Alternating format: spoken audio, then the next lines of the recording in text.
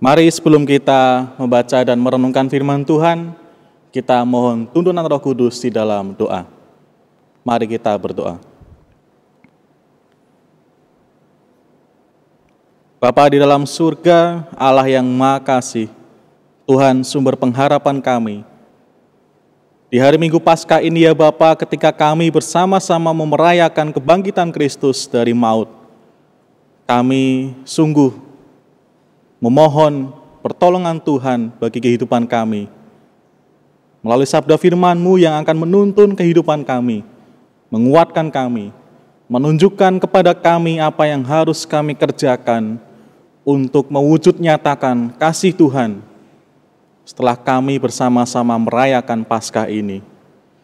Bagaimana kami harus bersikap di tengah kondisi yang sulit ini, bagaimana kami harus berperan, mau berbagi kepada saudara-saudara kami yang kondisinya lebih sulit daripada kami. Tolonglah kami ya Bapa, hamba-Mu yang akan menyampaikan sabda firman-Mu, dan juga kami semua yang akan mendengarkan dan membacanya. Tuhan kiranya beserta, Roh Kudus kiranya menaungi kami. Dalam Kristus Yesus kami berdoa. Amin. Firman Tuhan yang akan kita renungkan di hari Minggu Paskah pagi hari ini diambil dari kesaksian Injil Matius pasal yang ke-28 ayat yang pertama sampai ke-10.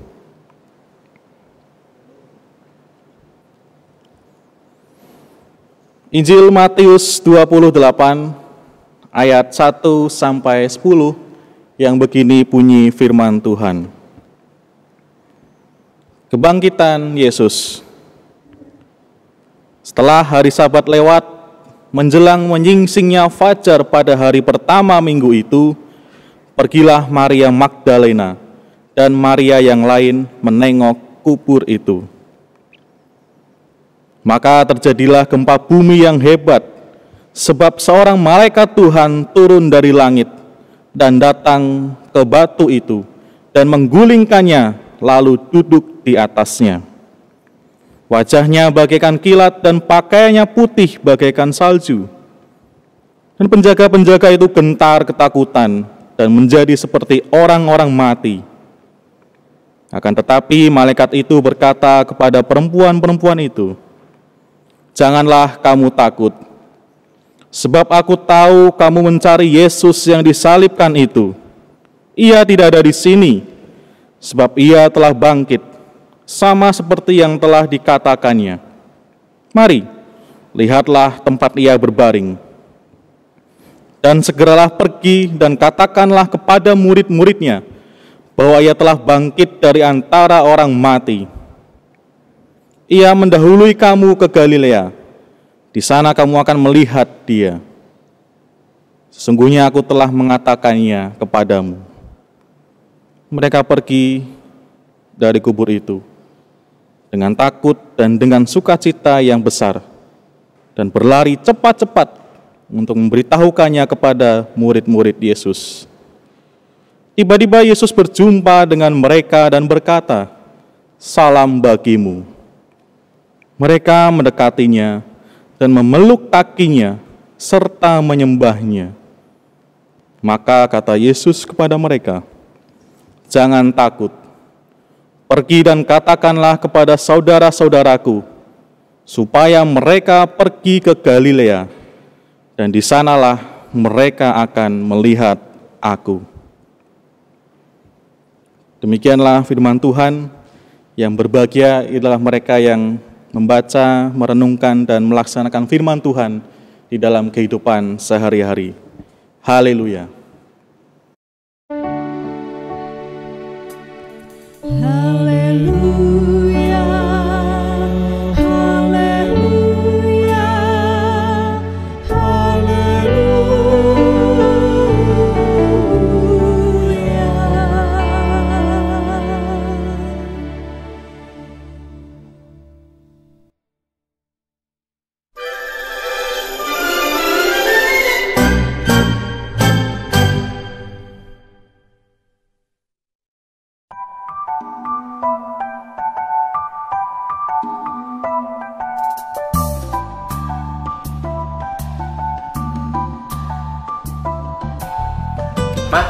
Papa berangkat kerja dulu ya. Iya, tapi ingat ya, jangan pegang-pegang. Ya nanti pakai hand sanitizer. Nih, jangan lupa. Oh iya. Ya udah. Mama hati-hati di rumah sama anak-anak juga. Iya, hati-hati ya, Pak. Papa berangkat kerja dulu ya. Bye.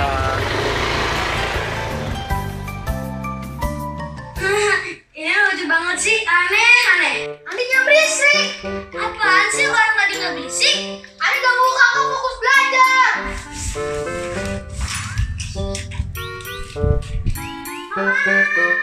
Adek, kakak sini. Kenapa sih kalian? Adik tuh. Kenapa, Dek? Enggak kok, Adik nggak gangguin kakak.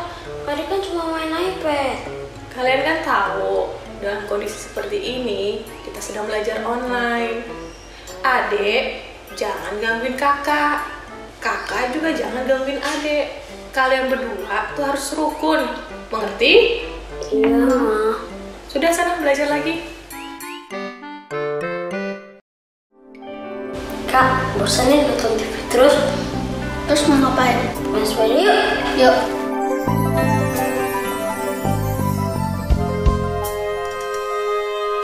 Ma, kakak sama Adil main sepeda ya? Loh, mau kemana? Ya, olahraga. Ya udah sana. Oke.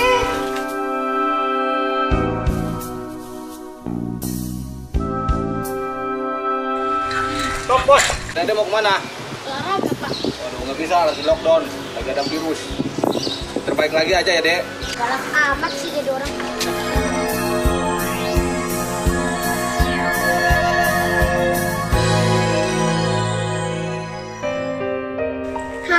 Bosan harus olahraga. Sampai kapan virus ini selesai? Belajar yuk. Yuk.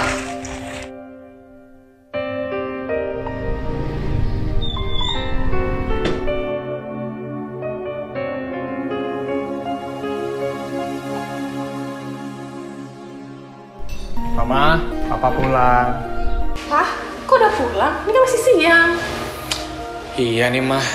Tadi tuh Papa dipanggil sama klien-klien Papa. Apa namanya?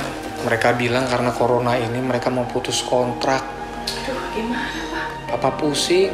Jangankan kita, pegawai juga nanti gajiannya gimana mah? Aduh.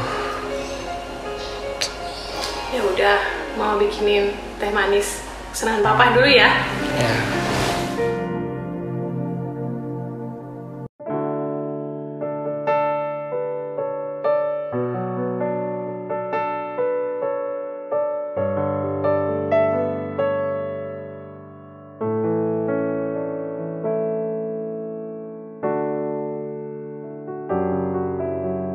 Pak, anak-anak, papa, tadi barusan mama baca firman.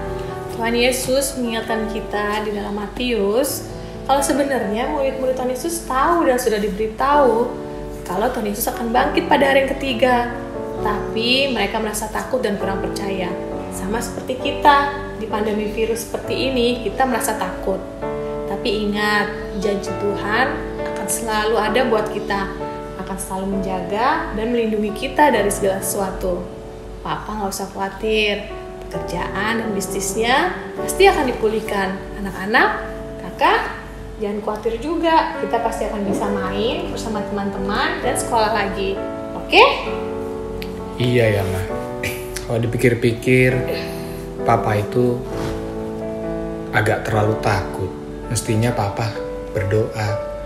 Terima kasih ya mah udah diingetin. Iya Pak, sama-sama. Tapi cukup dulu sana jenggotnya. Lewati cobaan, ku tetap percaya waktu Tuhan pasti yang terbaik.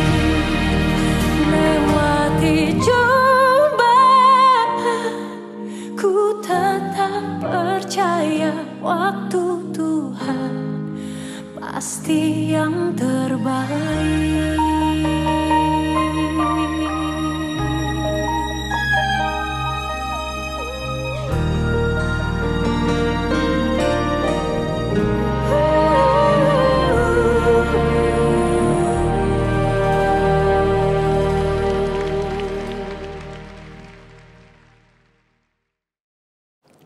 Saudara-saudara yang dikasihi Tuhan, selamat pagi.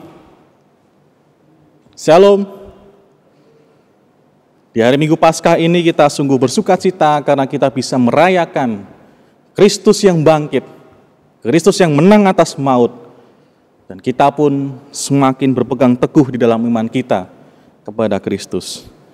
Akan tetapi di tengah kondisi yang sulit ini, saudara-saudara yang dikasihi Tuhan, kalau kita perhatikan, ada dua pandangan yang saling bertentangan di tengah bagaimana memandang wabah virus corona ini. Di satu sisi, ada sekelompok orang yang bersikap atau memandang bahwa di tengah kondisi pandemi virus corona ini, ada banyak hal yang bisa disyukuri. Bahwa sekalipun kondisinya begitu sulit, tetapi ada banyak hal baik juga yang bisa kita dapatkan. Misalnya, kelompok ini memberi contoh misalnya, ada hal-hal baik atau hal-hal positif yang berdampak pada keberlangsungan ekologis di bumi ini. Kita mungkin sering melihat bahwa sekarang ada banyak orang yang memposting gambar atau foto, wah langit Jakarta sekarang menjadi cerah, polusi udaranya berkurang drastis. Itu karena ada wabah virus corona ini. Orang tidak bepergian keluar, polusi udara berkurang. Demikian juga kalau orang melihat bahwa misalnya di Italia, di daerah yang namanya Venesia, di sana orang berpergian naik perahu, jalannya dengan menggunakan sungai. Kita sering melihat fotonya bahwa sekarang air di kanal-kanal itu sudah menjadi lebih bersih. Jadi airnya bening, berwarna biru dan jernih. Karena aktivitas wisata di tempat itu sudah dihentikan. Atau juga mungkin kita pernah melihat dari pandangan satelit di wilayah Cina atau wilayah Tiongkok, itu ada perbedaan yang sangat besar. Dari pandangan satelit itu bisa terlihat bahwa emisi karbon di sana itu berkurang sampai sekitar 25% atau seperempatnya. Kalau dulu warnanya merah karena ada banyak aktivitas industri di sana, sekarang jadi lebih putih karena semua aktivitas itu berhenti. Semenjak bulan Februari, semenjak wabah virus ini merebak di daerah itu. Atau juga, jadi kesimpulannya, kelompok ini memandang bahwa bumi kita ini sekarang sedang mengalami recovery, atau sedang dipulihkan, atau sedang diistirahatkan. Jadi itu hal baik yang bisa kita dapatkan dari wabah ini. Tetapi di sisi lain ada juga orang-orang yang memandang dan mengkritik pandangan ini. Kenapa? Karena baginya pandangan ini perlu dipertanyakan kembali. Pandangan bahwa menganggap bahwa di balik wabah ini ada banyak hal baik yang bisa kita dapatkan, ada banyak hal yang bisa kita syukuri, bumi menjadi lebih baik lagi. Itu perlu dilihat kembali. Karena sejatinya semuanya itu hanya sementara belaka, hanya sementara waktu. Dan semuanya itu terjadi karena memang dipaksa keadaannya demikian. Jadi bukan karena ada kesadaran bersama untuk menjadi lebih baik, membuat keadaan bumi ini menjadi lebih baik, tapi ya karena terpaksa saja, karena tidak bisa melakukan itu. Misalnya, tadi kita melihat polusi udara yang menjadi lebih baik lagi, yaitu karena orang dipaksa untuk diam di dalam rumah, bekerja dari rumah, belajar dari rumah. Namun di balik foto-foto udara yang lebih cerah itu, seringkali kita lupa bahwa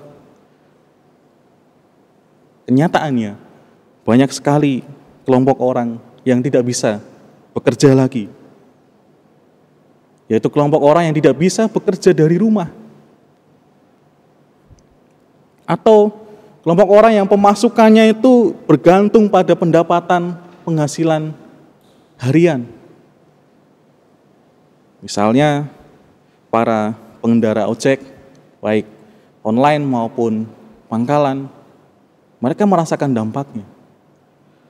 Demikian juga para tukang beca misalnya, penjual sayur keliling, penjual nasi goreng, penjual bakso keliling, mereka merasakan dampaknya yang sangat menyulitkan mereka.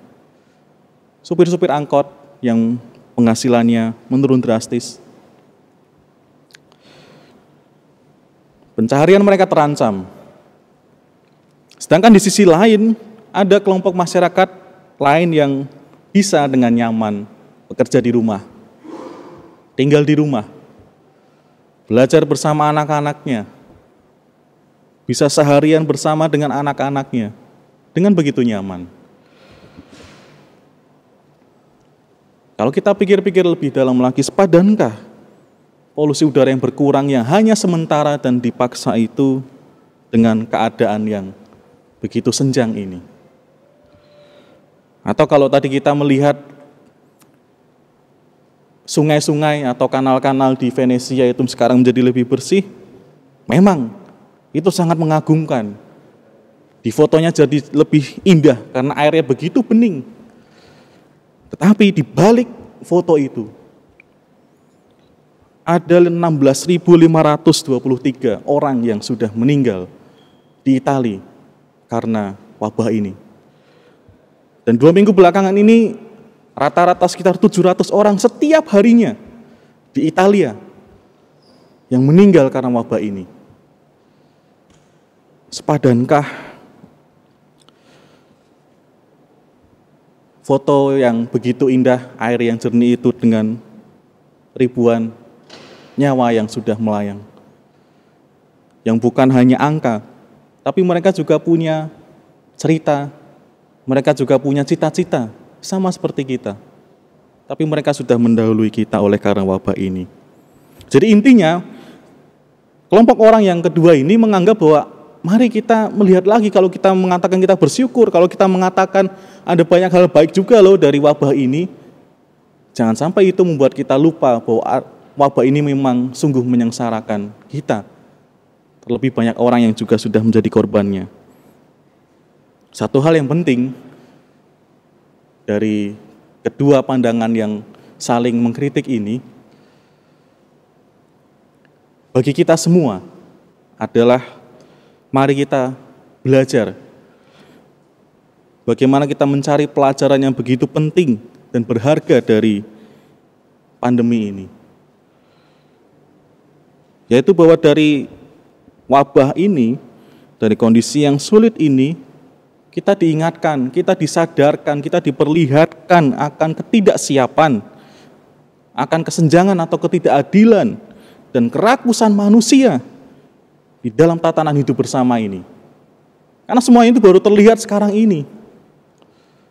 Ada orang yang harus berjuang mati-matian bekerja di luar, tidak bisa bekerja dari rumah. Di sisi lain ada yang bisa bekerja dari rumah dengan nyaman. Kita juga sangat prihatin pada para tenaga medis yang bertaruh mati-matian dengan nyawanya, dengan hidupnya. Itu pun juga karena ketidaksiapan kita semua untuk menghadapi kondisi yang sulit ini. Sistem yang tidak siap untuk bisa menangani wabah ini. Demikian juga kalau kita melihat betapa ternyata kalau kita membandingkan langit di sekitar kita atau di Jakarta lah, kita lihat dulu sebelum wabah ini dan sekarang setelah wabah ini, kalau kita melihat sekarang menjadi lebih jernih. Semestinya kita menyadari bahwa selama ini ternyata kitalah yang merusak. Kitalah yang karena kerakusan dan keegoisan kita tidak peduli. Karena kita malas naik kendaraan bermotor, malas naik angkutan umum. Sehingga polusi udara menjadi begitu pekat di Jakarta. Yang penting adalah bagaimana kita menemukan pelajaran dan mau belajar, mau berusaha untuk berubah dari setelah kita melalui pandemi ini. Nah, saudara-saudara kasih Tuhan, lalu apa hubungannya tadi semua yang sudah saya ceritakan, saya sampaikan di awal tadi dengan peristiwa kebangkitan Kristus di hari Minggu Paskah ini? Apa hubungannya? Apa hubungannya dua pandangannya pertentangan itu dengan kebangkitan Kristus? Saudara-saudara kasih Tuhan, Kristus bangkit dari kubur. Tuhan kita sudah menang atas maut. Dia mengalahkan kuasa maut, mengatasi kuasa maut itu. Sebelum bangkit dari kematian itu, Kristus juga sudah mengalami penolakan, ya dihianati oleh orang-orang yang dekat dengannya. Kristus juga sudah mengalami siksaan yang begitu menyakitkan. Kristus juga sudah mengalami penghinaan yang begitu merendahkannya, hingga mati atau wafat di atas kayu salib. Segala hal itu merupakan hal yang paling menyakitkan yang bisa dirasakan oleh manusia, dan Kristus sudah merasakan dan mengalami itu semua. Namun di hari Minggu Paskah, Kristus bangkit dan menang atas semuanya itu. Apa yang membuat Kristus bisa menang? Apa yang membuat Tuhan Yesus itu bisa menang atas kuasa maut?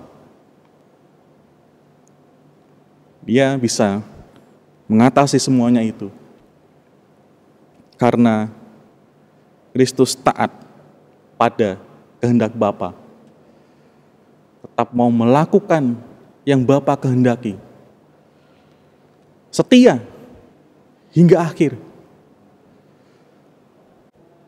Ia tetap melakukan apa yang Bapa perintahkan kepadanya, sekalipun itu harus membuatnya minum dari cawan yang begitu pahit, yang begitu menyakitkannya.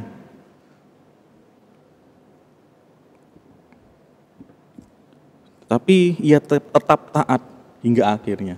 Itulah yang membuatnya bisa menang atas maut. Kebangkitan dan kemenangan Kristus itu menggugah kembali pengharapan dan semangat baru dalam diri orang-orang yang percaya kepadanya. Itu yang dialami oleh Maria Magdalena dan Maria yang lain dari firman Tuhan yang kita baca tadi. Maria Magdalena dan Maria yang lain pagi-pagi benar, menjelang menyingsingnya fajar, mereka datang ke kubur Tuhan. Antara mereka merasa begitu rindu kepada Tuhan Yesus, tapi di sisi lain mereka juga merasakan takut yang sangat.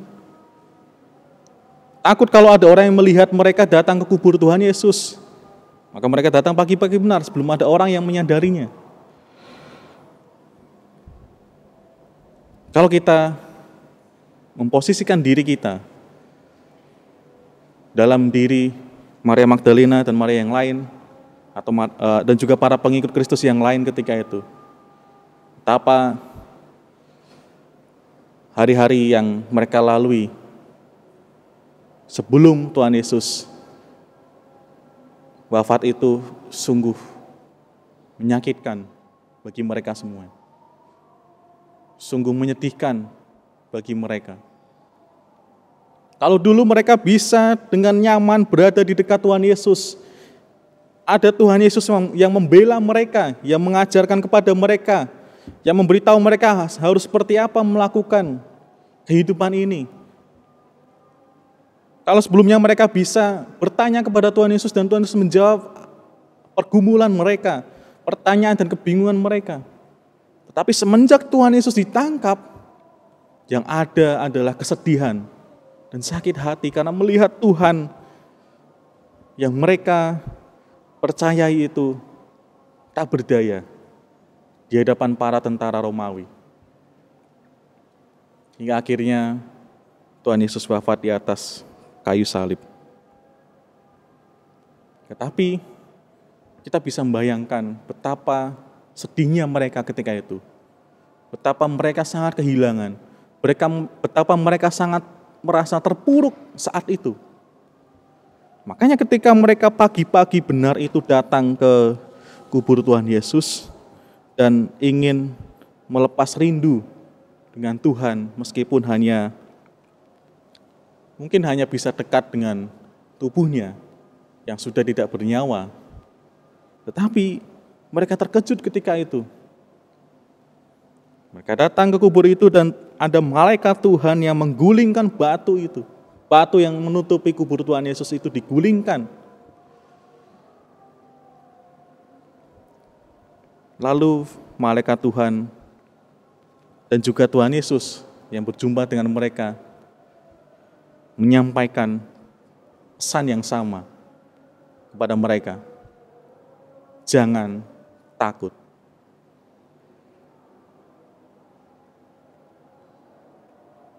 Kita bisa merasakan ketika mereka merasa sedih dan takut yang amat dalam.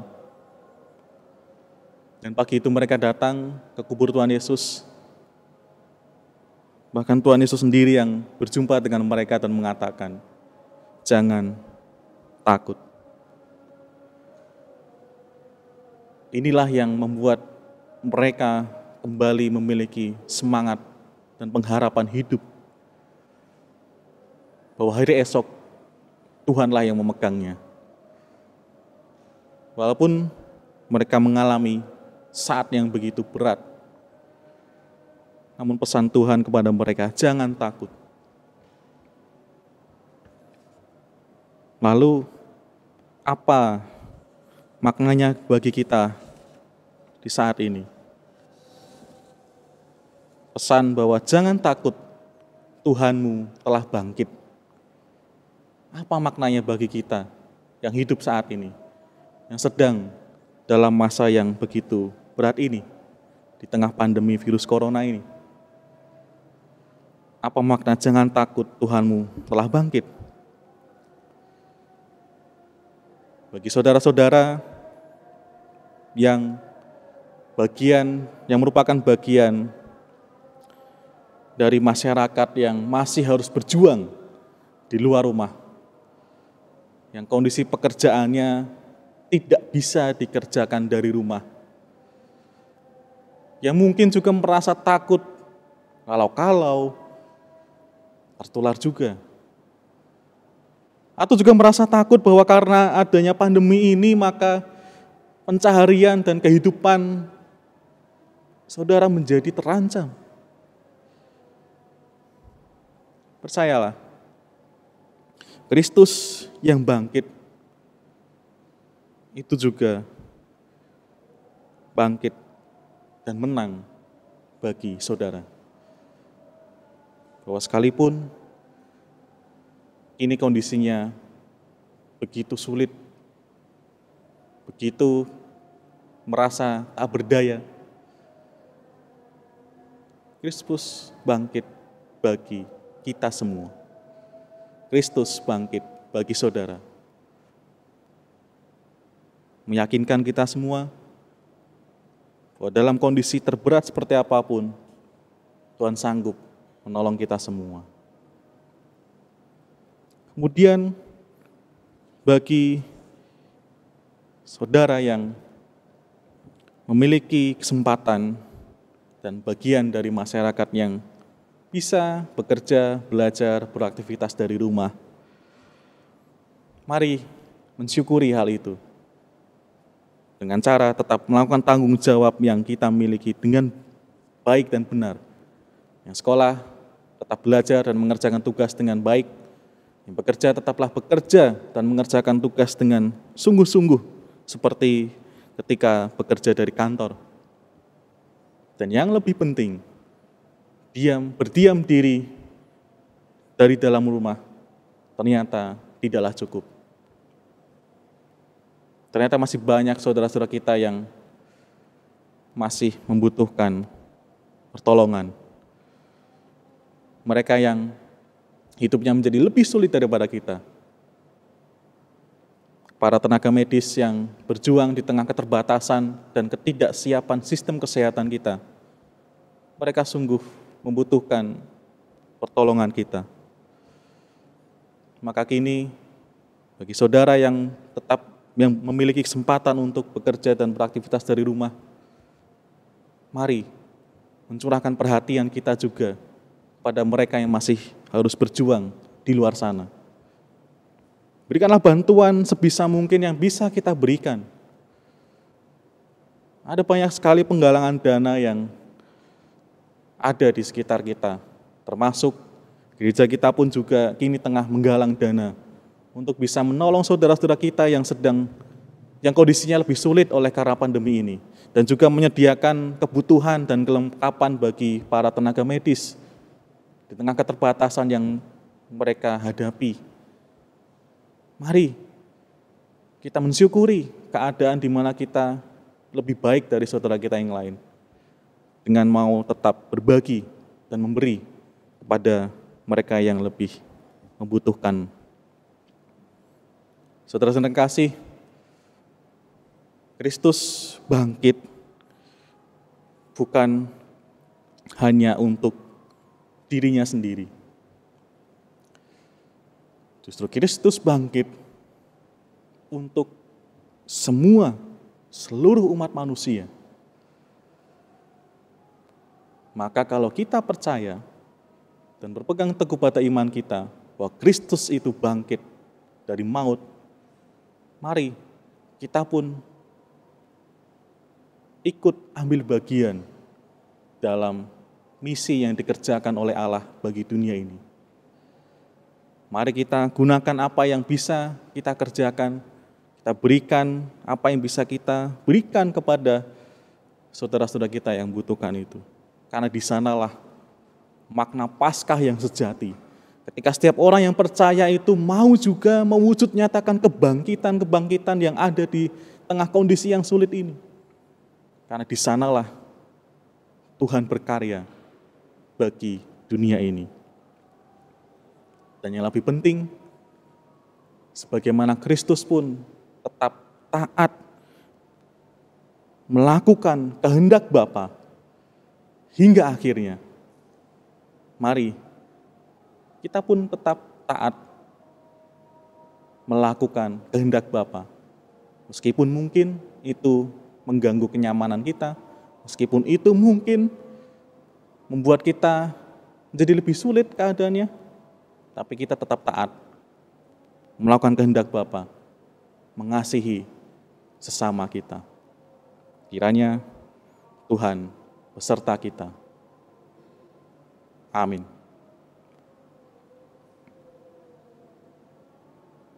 Kita bersaat teduh sejenak.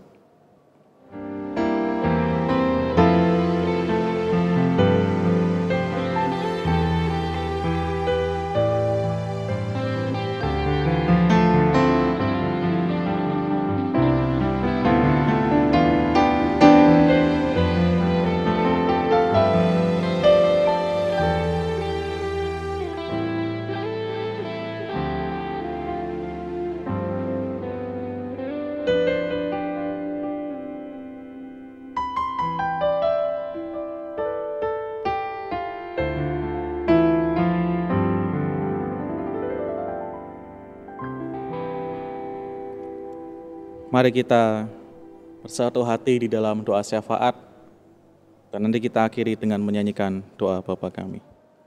Mari kita berdoa. Bapa di dalam surga, kami mensyukuri atas rahmat-Mu yang kami terima pagi hari ini, ketika kami bersama-sama mengingat dan merayakan kebangkitan Kristus dari maut.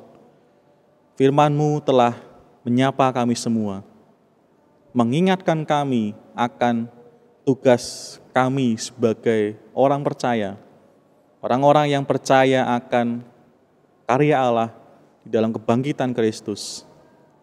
Ya Tuhan, kami tersadarkan bahwa kebangkitan Tuhan ternyata tidak bermakna hanya untuk diri kami sendiri masing-masing saja. Namun kebangkitan Kristus pun mengingatkan kami, mendorong kami semua untuk juga mewujudkan kebangkitan-kebangkitan hidup, kebangkitan-kebangkitan dari keterpurukan yang ada di sekitar kami. Ya Tuhan, kami yang selama ini masih belum mau mewujudkannya, tolonglah kami dengan kuasa Roh Kudus untuk mau bekerja, untuk mau mengerjakan dan tetap taat melaksanakan kehendak Tuhan, mewujud nyatakan kasih di tengah kondisi yang sulit ini, untuk mau lebih memperhatikan dan mempedulikan saudara-saudara kami di luar sana yang kondisinya jauh lebih sulit daripada kami, untuk mau sungguh-sungguh memperhatikan dan mempedulikan kebutuhan para tenaga medis yang berjuang di rumah sakit di tengah keterbatasan mereka. Ya Tuhan, kini kami membawa di dalam doa bagi mereka semua, bagi para tenaga medis, tolonglah mereka ya Bapa. Tuhan yang berkenan menjaga dan melindungi mereka. Kami mohon ampun akan ketidaksiapan kami untuk menghadapi wabah ini. Namun kami percaya ya Tuhan, Engkau berkenan menguatkan kami, sekalipun memang kami belum siap. Kami juga berdoa bagi pemerintah yang ada di dunia ini, yang memimpin negara-negara yang ada di dunia ini, yang bersama-sama kami berjuang untuk berperang melawan penyebaran wabah virus corona ini ya Tuhan. Tuhan kiranya menaungi mereka satu persatu untuk mampu menciptakan kebijakan-kebijakan, keputusan-keputusan yang strategis untuk bisa menolong semakin banyak orang, sehingga kami Tuhan selamatkan dari wabah ini. Ya Tuhan, kami juga berdoa bagi gereja-gereja Tuhan, dimanapun berada, di mana kami semua saat ini tidak bisa bersekutu bersama di dalam gereja, namun kami bersekutu bersama dengan keluarga-keluarga kami di rumah kami masing-masing. Kiranya makna Paskah, makna kebangkitan Kristus sungguh menggugah iman kami juga, bahwa sekalipun kondisi yang paling berat dan paling terpuruk sekalipun, Tuhan hadir dan akan menguatkan kami semua. Kiranya kami tetap Tuhan mampukan untuk mewartakan kasih-Mu di tengah kondisi yang sulit ini. Terkhusus bagi gereja kepunyaan Tuhan, di mana kami bersekutu di dalamnya. Bagi GKJ Pondok Gede, Tuhan kiranya sertai kami semua.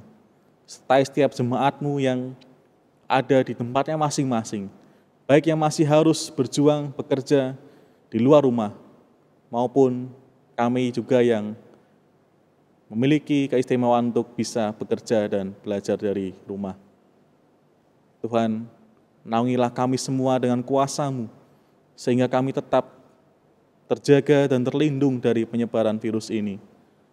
Dan tentunya kami mohon kepadamu, pakailah kami untuk bisa menjadi jalan pemulihan bagi bangsa kami ini. Ya Tuhan yang Maha Kasih, demikian pula kami berdoa bagi pergumulan-pergumulan kami, bagi setiap kerinduan kami yang belum bisa terwujud, bagi setiap hal-hal yang belum bisa kami selesaikan hingga saat ini. Tolonglah kami ya Bapa, untuk bisa melalui semuanya ini dengan pertolongan Tuhan. Demikian pula, tak lupa kami berdoa bagi saudara-saudara kami yang ada di dalam kesendiriannya, di ruang-ruang perawatan, yang terisolasi juga di rumahnya, yang tidak bisa melakukan aktivitas mereka dengan leluasa karena mereka terkena virus corona. Ya Tuhan, hadirlah menemani mereka semua, menguatkan mereka, meyakinkan mereka bahwa hari esok Tuhanlah yang memegangnya. Bahwa hari esok Tuhan yang akan menyertai dan menolong mereka. Kiranya setiap kesaksian hidup mereka boleh menjadi pembelajaran yang baik bagi orang-orang yang mengenalnya, yang juga mengasihinya. Berkati keluarganya, yang terus menanti kabar yang baik, supaya bisa pulih kembali kehidupan mereka. Terima kasih ya Tuhan, masih banyak hal yang ingin kami ungkapkan dan kami mohonkan kepada Tuhan. Namun karena keterbatasan kami, hanya inilah yang bisa kami sampaikan kepada Tuhan. Kami akan mengakhiri doa kami ini dengan kami akan bersama-sama menaikkan nyanyian doa Bapa kami.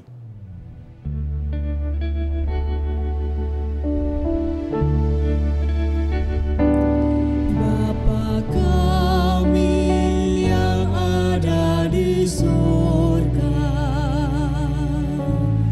dikuduskanlah nama-Mu, datanglah kerajaan-Mu, jadilah kehendak-Mu di bumi seperti di surga.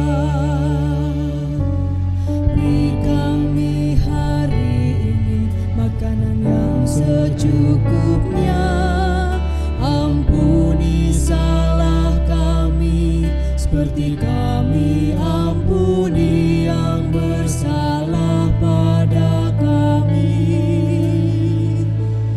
Jangan bawa kami dalam pencobaan, melainkan lepaskan